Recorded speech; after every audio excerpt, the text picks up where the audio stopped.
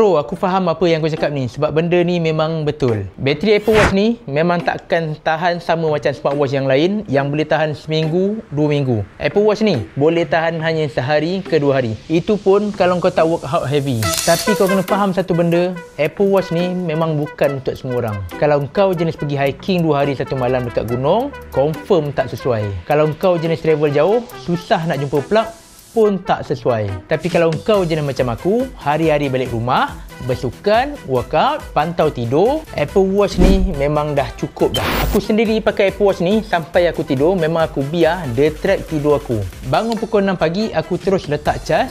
Dalam sejam, pukul 7 pagi aku nak keluar rumah, bateri dah full. So, Apple Watch ni untuk lifestyle aku memang tak ada masalah. Apple punya bateri drain bukan sebab bateri dia kecil tau. Tapi sebab dia track banyak gila benda serentak. Heart rate, blood oxygen, sleep stage, GPS, always on display, Siri. Tu pasal smartwatch lain boleh tahan seminggu sebab dia tak buat separuh benda yang Apple Watch buat. So, kesimpulan dia, kalau kau nak smartwatch yang bateri dia tahan lama, Apple Watch ni bukan jawapan dia. Tapi kalau kau nak smartwatch yang paling accurate, paling banyak features, bateri 1 ke 2 hari tu memang harga yang kau kena bayar.